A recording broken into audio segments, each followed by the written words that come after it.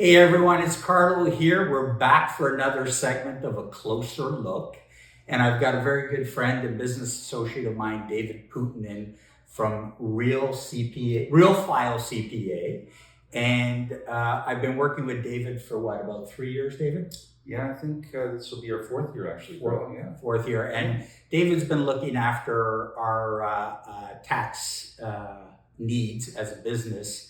And we couldn't think of a better topic than this time of year with people thinking about taxes, preparing their taxes. We thought we'd bring in a professional here to talk about various different topics that might give you some real insight into things you need to be thinking about as you're preparing your taxes for the 2024 year. So, David, thank you so much for joining us. Really appreciate it. So, one of the things that David, from my perspective, brings a really unique perspective because David actually worked for the CRA for about 14 years, you said? Correct. Yeah, so before he joined or he started his own practice at Real File CPA, he worked for the CRA. So I think that really gives you a unique perspective into both sides of the ledger, let's say. Yeah, definitely it does. And I think that's one of the reasons clients rely on us a lot of times to sleep well at night, knowing that, hey, the answers we're providing to them are consistent with what will be allowed by the CRA. Yeah, which is important. And I know that's important for us. When I reach out to you, I really have the confidence that I know I'm going to get solid, really good advice. And that's what we need as business owners. So, David, why don't we start by maybe, I'm not sure if you're aware, what is the culture at the CRA right now, just overall? Sure, and absolutely, it's changed considerably. I was back, I think it was 2015 was when I was last there. And the accountant, Tim Sesnick, who's a very well-regarded accountant, writes for the Globe and Mail, written several books, has many times remarked that CRA has become almost completely inflexible to deal with at the front lines. When I first started Real File CPA with my partner Alan, it was still possible to pick up a phone and represent the client with an auditor and navigate and be able to achieve some sort of resolutions to files just over the phone. Right. And what's happening now is the auditors seem not to have the discretion that we had back in our day, certainly to resolve files, and everything gets escalated. And consequently, it's costing business people and ordinary taxpayers valuable time and money to be able to deal with what should be routine problems. Very frustrating. That sounds very frustrating indeed, for sure. It is, and it is frustrating for me because a lot of times the auditors that you're dealing with, and even the appeals officers that we're dealing with, because we can't get anywhere with the auditors, are not aware of simple things like jurisprudence about what the courts have already said about cases like this. And if I can give you two examples that we've had in the last year, where someone had an interest deduction that was a bona fide deduction because they had lent money from you, pretty routine. You have a line of credit, you borrow from your line of credit to invest in your own company. The courts have long ruled that that is a bona fide deduction, interest expense, and lo and behold, the auditor disallowed it, the appeals officer disallowed it, so we took it to tax court, and literally the first day that the Public Prosecution Service lawyer picked up the file, gave me a call and said, I don't know why this even got to me. We're sending it back. Wow. You guys won't. Wow. So that's what's happening at CRA is inflexibility and unfortunately no discretion and even no continuity of understanding of the tax rules. Yeah, that is certainly a frustrating situation. And I guess maybe it's a sign of the times. It's been a tough couple of years for a lot of people financially. I mean, interest rates been shooting up. Everybody's, inflation, and our dollar certainly isn't going as far as it used to. I mean, I'm sure everybody that's going to be watching this video is going to ask, David, is there any way that we can't pay taxes or, our tax can be down to zero? Right. Well, look, CRA has 90,000 auditors. The IRS only has 60,000 auditors for 10 times the size of the country. Wow. So if we're hoping that there isn't going to be more and more compliance coming, if we're hoping that CRA isn't going to be looking to try to get more out of just average everyday businesses, then I think we're misguided. Having said that, yes, it has been a couple of difficult years, and we must remember that the Income Tax Act still has elements that we can avail ourselves of. For instance, maybe an investment this year didn't perform. Maybe you actually lost money on some stocks.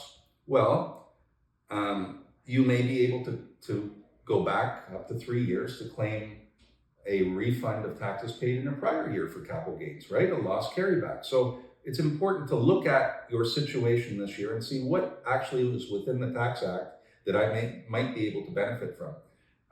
It's a common situation, unfortunately, where we've had clients who have lent money to a family member to start a business, maybe a restaurant. And unfortunately, the restaurant closed down and the family member lost their money by investing. Well, the Income Tax Act will allow you to claim a business investment loss, as long as you keep good records, Right. that, you don't get all your money back, but you can avail yourself of something to be able to soften the damage, right? Yeah. So something like that, if the question is, I don't want to pay tax ever again, how do I do that? Well, there's one easy way, and I tell people, under subsection 110(2) of the Income Tax Act, if you take a vow of perpetual poverty, you never have to pay tax ever again. If you donate every single dollar you make to a registered charity, you never have to pay tax again.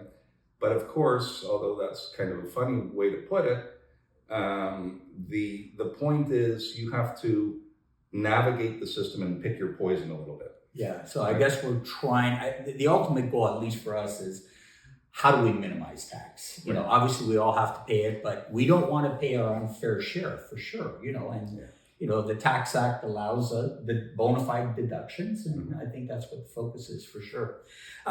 Okay, so what are some of the top CRA items that get reviewed, on tax returns, whether it's business, personal? Yeah. What are you finding maybe the top 2 or 3 items are? Right, and look, it's important to understand the difference between a review and an audit too. An audit is a full-scale analysis of your operation or a segment of it, which is very intrusive, takes up a lot of time, which is a lot different than a review, because clients will often get letters. We've all gotten letters that come shortly after we file their tax return, and that letter says essentially, we are post-assessing, we're reviewing your medical expenses, please send the receipts in. And what I say to people is, when you get those letters, send your stuff in as fast as possible, because those letters went out to 80,000 people. And if you get your stuff together and get it in those 30 days and get it back in, you're coming in with 80,000 people, right? And the people on the other end are just going to do a rudimentary look to see. I've been there, I've seen it. They have no time to go and scrutinize everything you send in. And we're not saying don't send in false things, but if the idea is to minimize any further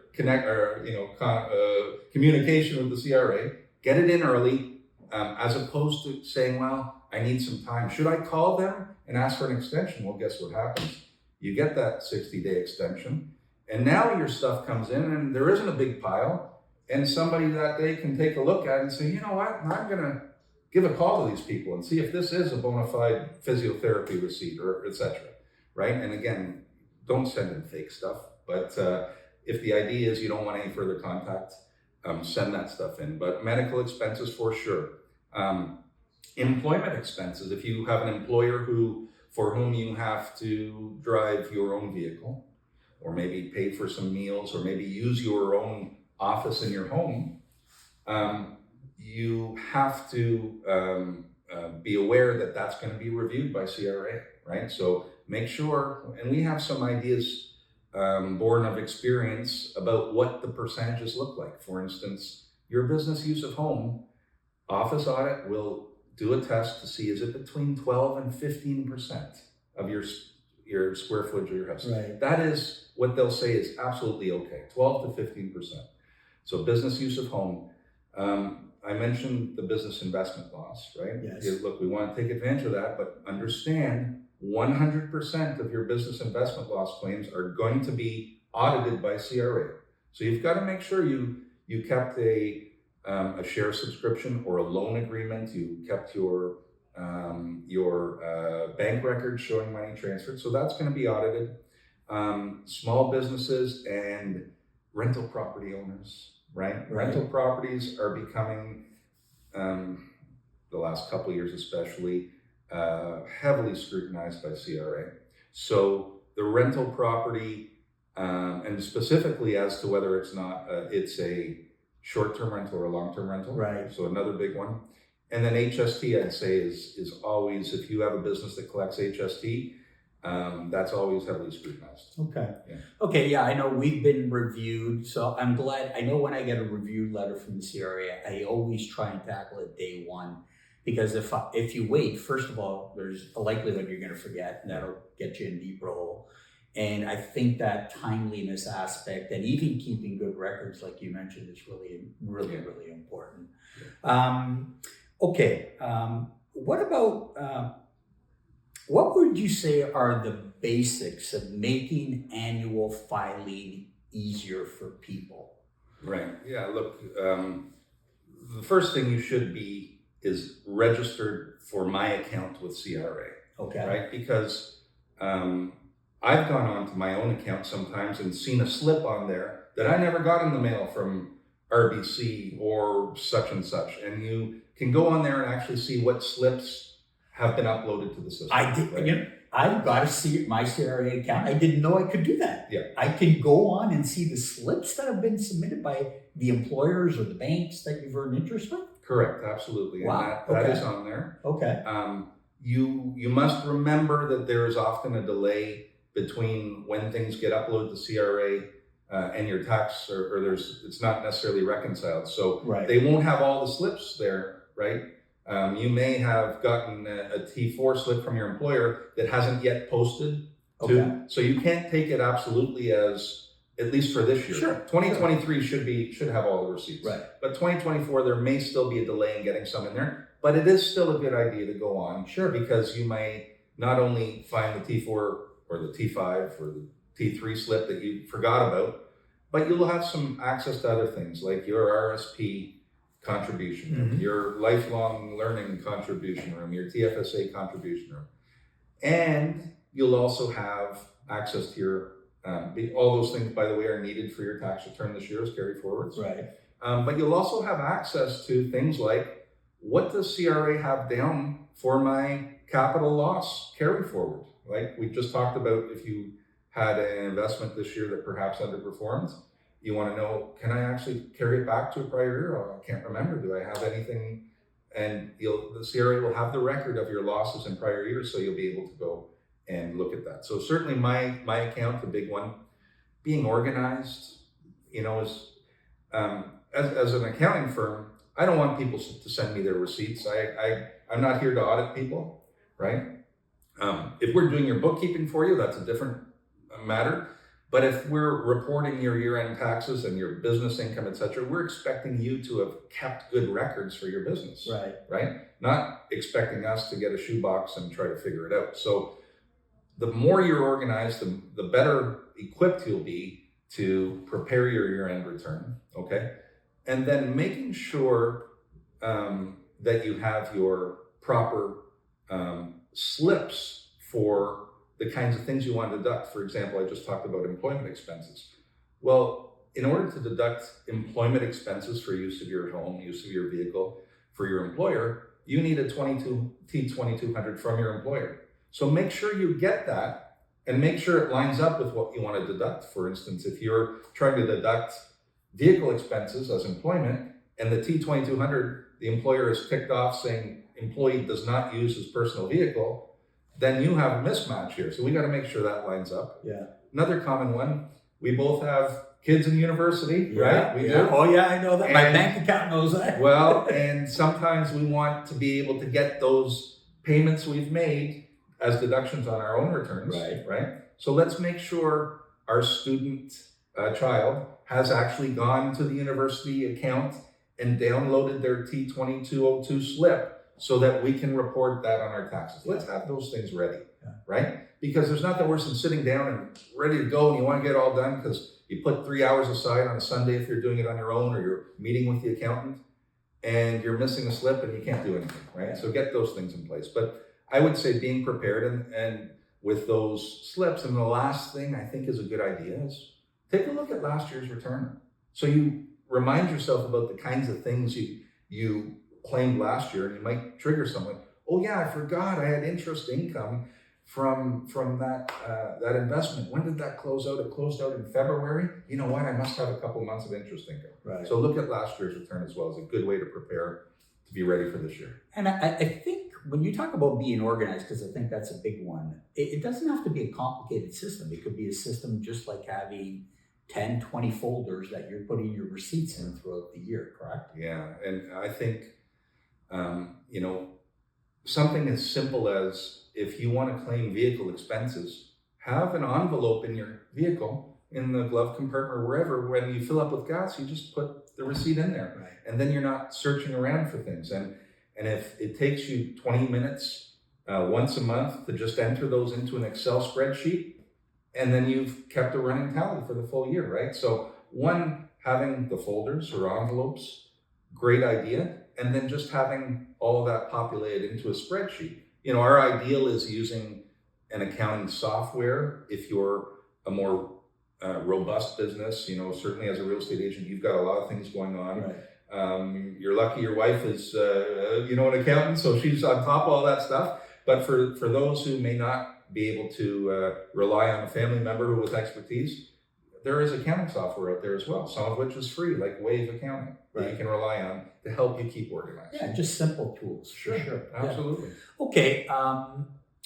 For 2024, so most of our clients are, they are self-employed, but we do have business owners and people who own rental properties, who invest in real estate. But what are some of the important 2024 tax deadline dates? Sure.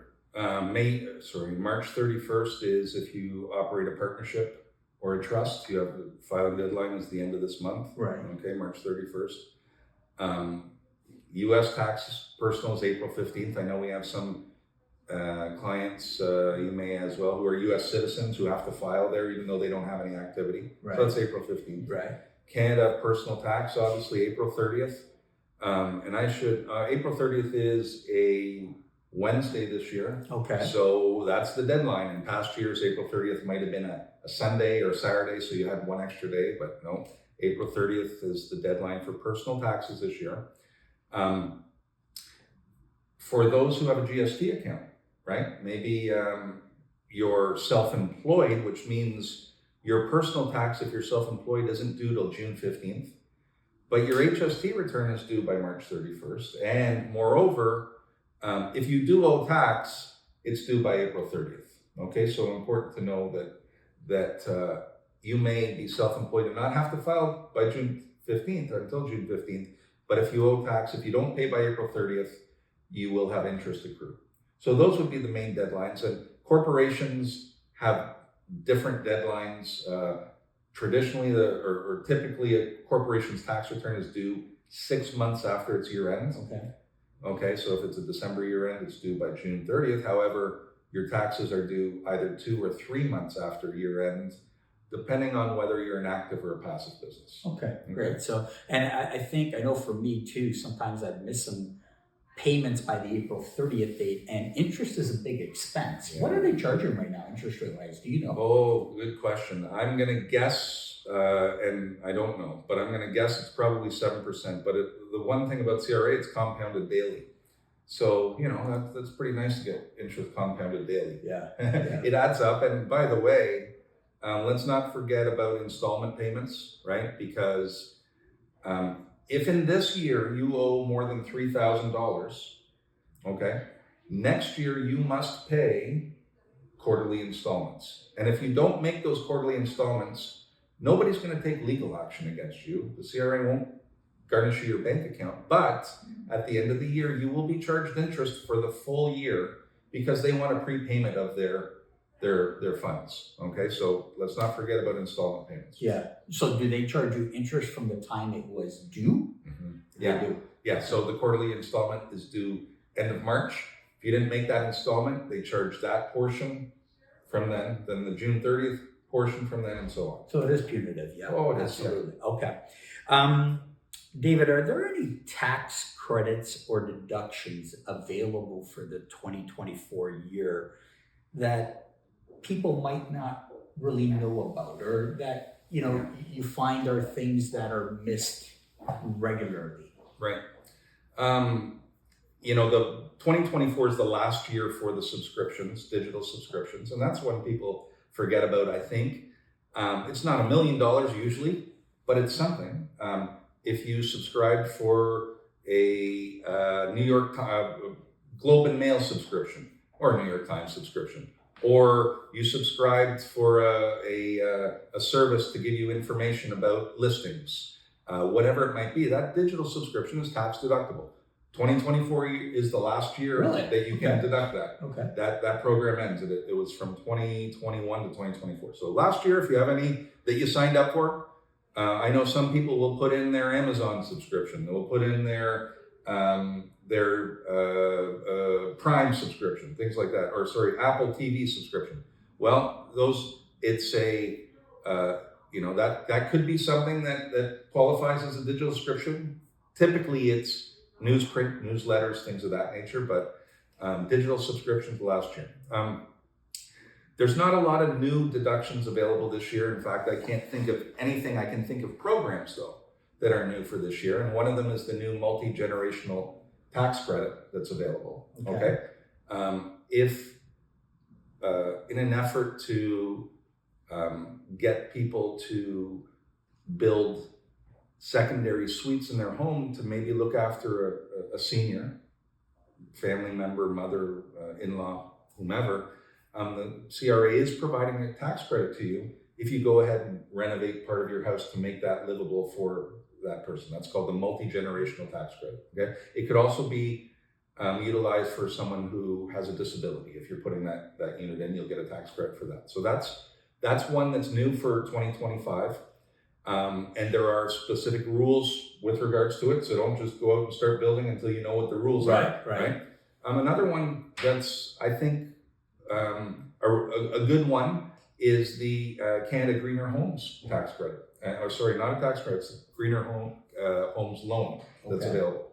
Have you heard of that one? No. Well, I mean, I know they have some energy programs, but I don't know specifically what this relates to. Yeah, and some of those energy programs have now expired, but this one is a tax-free loan for up to an interest-free loan for up to 10 years of $40,000. Wow. If you are going to do a energy improving renovation to your home. So let's say you want to put in new windows that are energy efficient. Okay, you can get a loan of up to $40,000 paid back over 10 years, $4,000 a year to do that renovation. So that's a pretty good type of scenario, right? Where maybe you didn't have the funds and you can borrow it at no interest. This is anywhere in Ontario or Canada? Canada. Correct. Well, I didn't know about that. We're actually about to embark on a renovation project where there will be some energy components to it. So that's definitely something I got to look into for sure. What about the first time home buyer account that they have now? Is there anything that needs to be kind of discussed with respect to that topic? Or? Well, the first home savings account, absolutely fantastic. That wasn't new this year. That was from a prior year as well. Right. But certainly the difference between the first home savings account and the RRSP, where you could do the home buyer's plan, right, was the home buyer's plan you had to pay back. And if you didn't, you were charged income. Right. First home savings account, your child wants to start saving for a house. Right. They can put $5,000 into the home savings account this year and get a tax deduction this year for $5,000. When they take that money out in the future to purchase the house, they are not taxed on that money. That's amazing. That's amazing. Yeah, absolutely. Really? So, it's helpful if they have income in the current year to write off against, right? Sure. But it's not it still is beneficial because it will grow tax-free if it's invested in, obviously it's going to be invested in something, but when it eventually comes out, regardless of their tax situation, there's no tax payable. Wow, okay, Yeah. That's amazing. I think that is a great program for sure. For people who own investment properties, so we have a lot of clients who own investment properties. Yeah. Do you have any tips maybe for that specific group as far as, minimizing tax? Sure. Well, look, our firm name is Real File CPA, right? Real estate was why we formed this firm 10 years ago, because the support for the frontline real estate investor really was not there in the accounting sphere, unless you wanted to go to KPMG and pay $900 an hour, right? To get the kind of expertise that, frankly, our firm has. All our accountants have over 20 years of experience in tax and real estate. So this is right in my wheelhouse, this question. Real estate for us begins, investing in real estate, the tax plan around it begins with what are your goals, right? Is your goal to build an empire, or is your goal just to have a one rental property that's going to maybe help supplement your income? Okay. In reporting for tax for those, there are some items that we can utilize year over year, but the bigger question is, long term, is there a better structure for you to use than what you're using now? And we'd love for and maybe we'll talk about tax planning in a second here, but we'd love for people first to start their tax with the analysis of, okay, what is my exposure of the value of the property, how much it's gone up? If I were to sell it today, what is the tax on that? If I were to give it to somebody because, I'm holding this property to give to someone, what would the tax be? Is there a way I can move that tax efficiently? So begin your tax reporting with an analysis. But then on the tax reporting side, if it's in your personal name, we are proponents of using capital cost allowance, okay? Which is like depreciation. It's a non-cash deduction. We're proponents of using it. Doesn't mean we always use it. But if you're in a higher tax bracket, part of planning is defer your taxes to later. And take your credits now. So that's one way to do it. Now, I caution people that there are things that happen if you take CCA. For instance, you can't later declare it to be your principal residence. So you certainly won't do it on a basement unit or things like that. But CCA is one thing we definitely would advise people to utilize. Paying a spouse or family member to do work on your property for you, to assist in the management of your property, could be something you deduct. But there are very specific rules. If you want to hire your child to do some summer work, make sure you're paying them what's reasonable, okay? And reasonable typically means what someone else, arm's length, would pay, would charge. But also make sure you actually pay them, okay? Because what's happening is we have all kinds of people who wait till the end of the year and say, you know what, put in 10 grand as a salary to my wife. Right. She did some admin. Well, CRA has been very clear. If you cannot show that $10,000 having been paid throughout the year to the spouse, they're not going to let you simply do a line item at the end of the year and say, hey, you know what? It was paid through me buying the groceries that time instead of her. Yeah. It's got to be a bona fide expense. Correct. Sure. Yeah. So certainly paying salary members or family members, though, is a good way to split income, to lower your taxes, taking CCA, and then assessing your plan to see if there's a better way to structure yourself, even perhaps for the prior year. Maybe you have a corporation that you can use as a management sort of company for your property, right? Again, rules involved, but those are the kinds of things we'd look at for clients in the real estate sphere. Great. It sounds to me like you really got to think of the big picture when you're talking about creating a plan.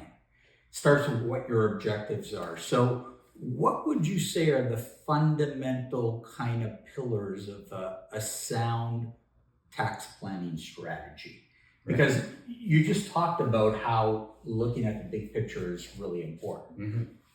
Yeah, it's very individualized tax planning, right? It's very difficult and impossible. We shouldn't be going online and looking at what someone says your plan should be for you if they don't know you and know all your particulars. So Right. very individualized, and it has to start with the givens of your particular life, and then your goals. And do you have clear goals for what you're trying to accomplish? For instance, your goal may be, when I pass away, I want everything I have to go to my 3 children in the most tax efficient way possible.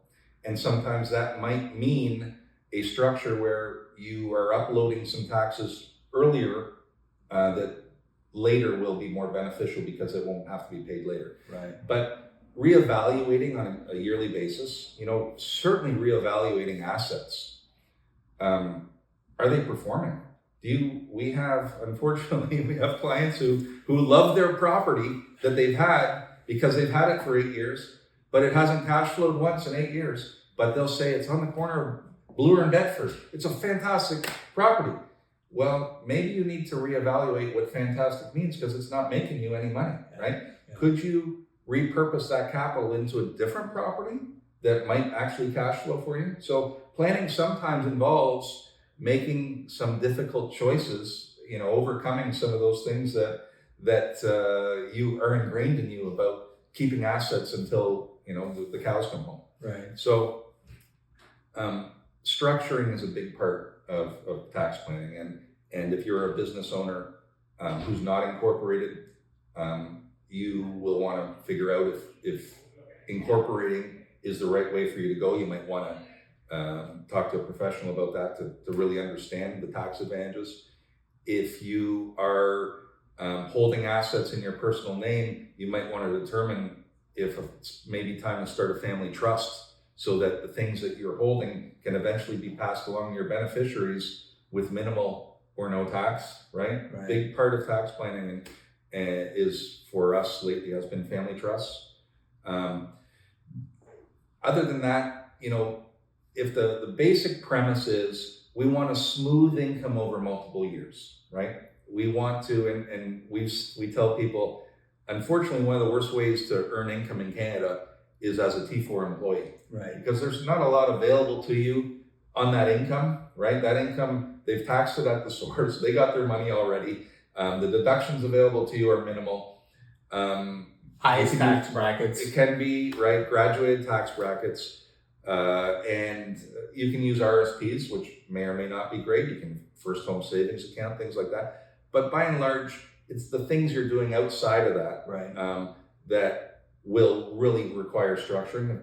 When T4 employees come in and say, what can I do about tax?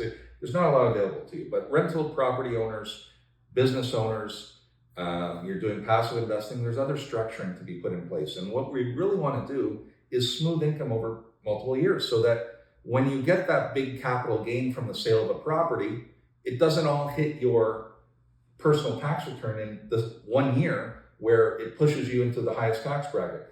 Is it possible with the structure to split it among family members or to spread it out over 5 years, say, where it drops you into a lower tax bracket? And maybe on $200,000, you can save 15% by doing that. Right. Well, that's $30,000 that you save That's big. by structuring yourself in a different way. So smoothing over multiple years, using corporations, family trusts, using products inside of those things like insurance, etc. These are all things that we talk about in terms of a plan with clients. And ultimately, it's very individualized. Well, I know we just attended one of your, I think it was maybe 6 months ago, you had the in-person meeting on insurance, and that really opened up our eyes on, potentially a vehicle that can really help us in our tax planning. So yeah, well, and about when we started this firm, we did a whole bunch of workshops for clients, and one of my favorite ones was Ken Morneau.